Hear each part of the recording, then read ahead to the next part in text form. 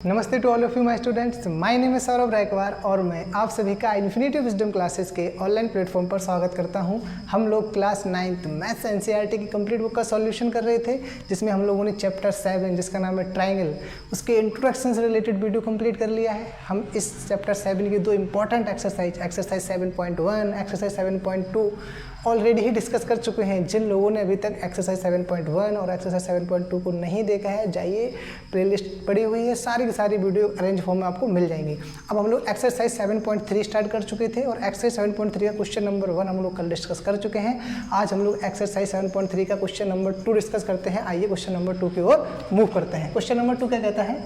Question number 2 में बोला गया है, यहाँ हमको फिगर गिवन नहीं है, हम स्टेटमेंट पढ़ेंगे और अपना फिगर ड्रॉ करेंगे और उसी के अकॉर्डिंग क्या करेंगे, अपन लोग क्वेश्चन को सॉल्व करेंगे। तो पहले क्वेश्चन पढ़ लेते हैं। बोला गया है AD is an altitude of an isosceles triangle ABC in which AB equal to AC। Show that, हमको AD बाइसेक्ट करना है BC को और AD बाइसेक्ट क्या है, एंगल A।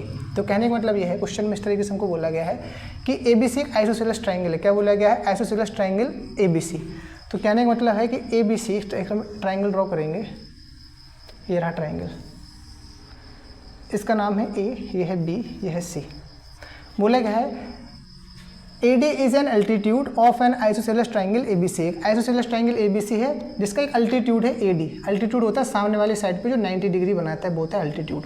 अल्टीट्यूड का नाम क्या है? AD। क्या नाम है? AD। मतलब सामने क्या बनाता है? 90 डिग्री का एंगल बनाता है। AD क्या बनाता है? सामने वाली लाइन के ऊपर 90 डिग्री का एंगल बनाता है। ये अल्टीट्यूड है। अच्छा, इन which AB equal to AC, और हमको ये भी गिवन है कि AB इक्वल किसके है? AC के इक्वल है। ABC एक आइसोसेलेस ट्राइंगल है जिसमें AB इक्वल है AC का, और जो AD है वो क्या है? AD क्या है?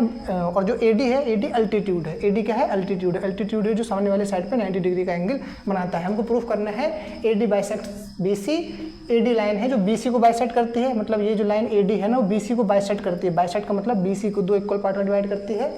और हमको प्रूफ करना है कि AD बाइसेक्ट्स एंगल है। हमको प्रूफ करना है कि जो AD है ना, ये एंगल A मतलब इस वाले एंगल को बाइसेक्ट करता है। बाइसेक्ट मतलब 2 इक्वल पार्ट में डिवाइड करता है।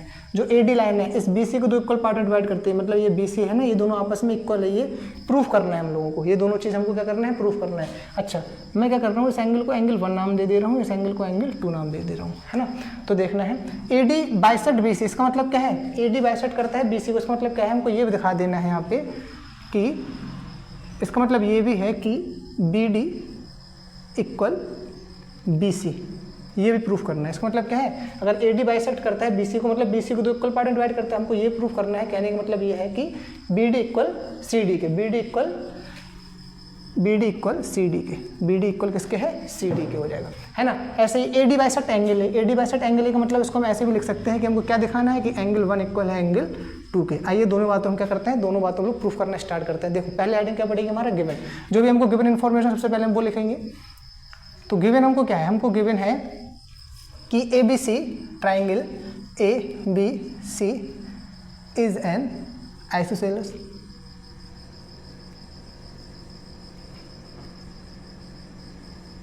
ABC एक आइसोसेलेस ट्राइंगल है इन विच AB इक्वल AC। कैसा आइसोसेलेस ट्राइंगल है? जिसमें AB और AC आपस में क्या है? इक्वल है। अच्छा, और क्या गिवन है?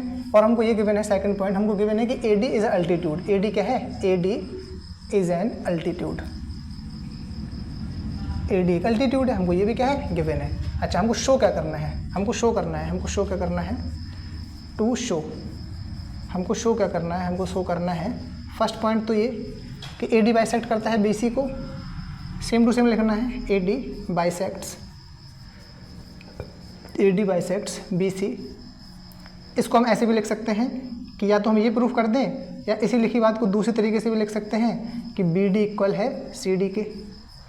दूसरा पॉइंट क्या था? दूसरा पॉइंट ये था कि AD बाइसेक्ट्स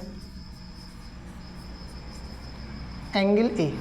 जो AD लाइन है वो एंगल A को बाइसेक्ट करता है। मतलब इसको मतलब ये भी है कि हम क्या दिखाना है हमको, चाहे ये बात कह लो, चाहे ये कह लो कि एंगल 1 इक्वल टू एंगल 2 के प्रूफ करना है। दोनों में से कोई भी बात क्या सेम है ना, दोनों का मतलब सेम ही है। अब क्वेश्चन में जो फाइनल हेडिंग पड़ेगी वो हमारी पड़ेगी प्रूफ के साथ हम लोग क्वेश्चन को टैकल करना स्टार्ट करेंगे। देखिए, क्वेश्चन बहुत सिंपल है, बहुत ईजी है। बस हमको इन दोनों ट्राइंगल को कॉन्ग्रुएंट प्रूफ कराना है और हमारी दोनों चीज़ें क्या हो जाएंगी? प्रूफ हो जाएंगी। देखते हैं कैसे करेंगे। देखो, इस ट्राइंगल में हमको पता है, लिख लो, in triangle ABD and triangle ADC। अब इन दोनों ट्राइंगल में देखो AB इक्वल क्या है AC के, AB इक्वल किसके है AC के, ये हमको गिवन है, ये हमको गिवन है। देखो ये हमको क्या था, गिवन था।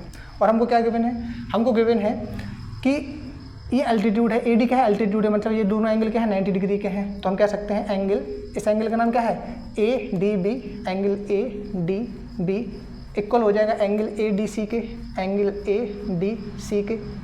ये क्या है, बोथ आर 90 डिग्री, लिखो दो, both are 90 degree, both are 90 degree, दोनों क्या है 90 डिग्री के हैं। थर्ड चीज़ क्या है, AD देखो दोनों में कॉमन, दोनों ट्राइंगल में तो कॉमन साइड हो गई, AD की नहीं होगी, बिल्कुल होगी। तो हम लिखेंगे AD इक्वल टू AD, ये क्या है कॉमन साइड होगी, ये कैसी होगी कॉमन साइड। तो एक रूल आपको याद आ रहा होगा RHS, क्या आ रहा होगा RHS, RHS मतलब कि राइट एंगल, हाइपोटेनस और साइड। जब भी कोई भी दो ट्राइंगल में एक, दोनों ट्राइंगल ऐसे मान के चलो हमने ये बना दिया, इसको ही फिगर ड्रॉ कर ले रहे हैं जो क्वेश्चन का फिगर है, ये है A, ये है B, ये है C, ये है D। बेटा यहाँ राइट एंगल बन रहा है, ये दोनों आपस में इक्वल गिवन है। तो RHS कॉन्ग्रुएंसी रूल ये कहता है कि राइट एंगल होना चाहिए दोनों ट्राइंगल, हाँ दोनों ट्राइंगल राइट एंगल है। हाइपोटेनस इक्वल होना चाहिए दोनों के, हाँ देखो राइट एंगल के सामने वाला हाइपोटेनस, राइट एंगल के सामने वाला हाइपोटेनस, दोनों में इक्वल दिया गया है अपन को, ये भी इक्वल टू AC बिल्कुल। और साइड, कोई भी एक साइड, राइट एंगल ट्राइंगल होना चाहिए दोनों हैं, दोनों में हाइपोटेनस इक्वल होना चाहिए है, कोई भी, फिर इसके बाद दोनों में कोई भी एक साइड इक्वल हो जाए। तो देखो हमने देखा AD दोनों में क्या कॉमन है और आपस में इक्वल भी होगी। तो कहने का मतलब है इस ट्राइंगल में RHS रूल लगा है हमारा। कौन सा रूल लगा है, RHS रूल। तो हम बोलेंगे by RHS congruency rule, triangle ABD congruent proof होता है ट्राइंगल ADC के, ADC के एंगल ABC प्रूफ हो गया एंगल ADC के। अगर ऐसा है, यहाँ तक आपको समझ में आ गया है, तो बस क्वेश्चन हमारा सॉल्व हो चुका है। फर्स्ट पॉइंट पे हमको क्या प्रूफ करना था, फर्स्ट पॉइंट हमको प्रूफ करना था कि कहाँ गया, ये था AD बाइसेक्ट करता है BC को। फर्स्ट पॉइंट में क्या प्रूफ करना था, AD बाइसेक्ट करता है BC को। तो हमने क्या देखा, हमने देखा कि देखना अगर हम CPCT से यूज़ करें तो BD इक्वल CD के निकलेगा कि नहीं निकलेगा, हाँ बिल्कुल निकलेगा। हम कहेंगे कि BD इक्वल CD के। ऐसा क्यों हो गया, बाई CPCT, क्या लिख दोगे यहाँ पे बाई CPCT, है ना, बाई CPCT दोनों आपस में इक्वल निकल है। अच्छा सेकंड चीज़ क्या, अगर दोनों आपस में इक्वल निकला है तो हम कह सकते हैं सो, अगर देखो ये दोनों अगर आपस में इक्वल है तो इसका मतलब ये मिड पॉइंट है, ये क्या है मिड पॉइंट, तभी तो आपस में इक्वल है। इक्वल का मतलब क्या है, ये मिड पॉइंट हो गया। तो इसका मतलब हो गया सो D is the mid point, D is mid point, D is mid point of BC। अगर ये दोनों आपस में इक्वल हैं तो D क्या हो गया, मिड पॉइंट हो गया BC का। और अगर D मिड पॉइंट हो गया BC का, इसका मतलब क्या है, जो AD लाइन है, AD लाइन है वो BC के मिड पॉइंट पर है, BC के मिड पॉइंट पर है, इसका मतलब BC को दो इक्वल पार्ट में क्या कर रही है, डिवाइड कर रही है।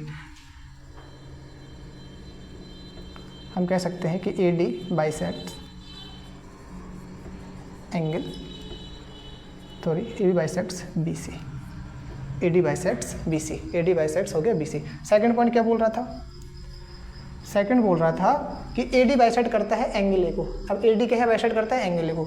अच्छा बाई CPCT से हम ये भी कह सकते हैं कि एंगल 1 इक्वल हो जाएगा एंगल 2 के, एंगल 1 इक्वल इसके हो जाएगा एंगल 2 के, एंगल 1 इक्वल हो जाएगा एंगल 2 के। ऐसा क्यों हुआ, क्योंकि देखो ये इस वाले एंगल को क्या नहीं दे सकते, हम बोल सकते हैं BAD, क्या दे सकते हैं BAD, पहले बीच वाला फिर ये वाला फिर ये वाला, तो BAD। तो दूसरा एंगल क्या बनना चाहिए, DAC। तो DAC देखो क्या बन रहा है, DAC, मतलब ये वाला एंगल इसके एंगल के इक्वल होगा। कैसे, बाई CPCT के इक्वल होगा। ये भी किससे होगा, बाई CPCT, है ना।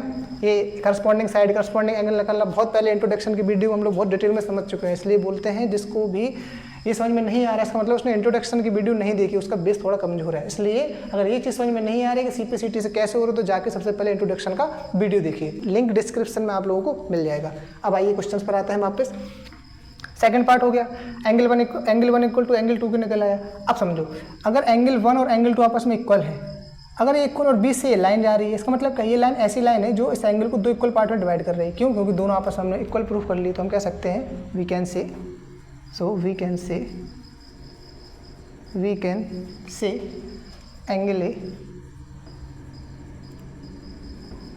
Sorry we can say, so we can say AD bisects angle A। Proved हो गया, हमारे दोनों के दोनों पॉइंट क्या हो गए, प्रूव्ड हो गए। दोनों के दोनों पॉइंट हमारे क्या हो गए, प्रूव्ड हो गए। आई होप आप लोगों को एक्सरसाइज 7.3 का क्वेश्चन नंबर 2 बहुत अच्छी तरह समझ में आ गया होगा। अगर आप लोग क्वेश्चन नंबर 2 समझ में नहीं आता है तो आप लोग एक बार जाके क्वेश्चन को एक बार ट्राई कर लीजिए।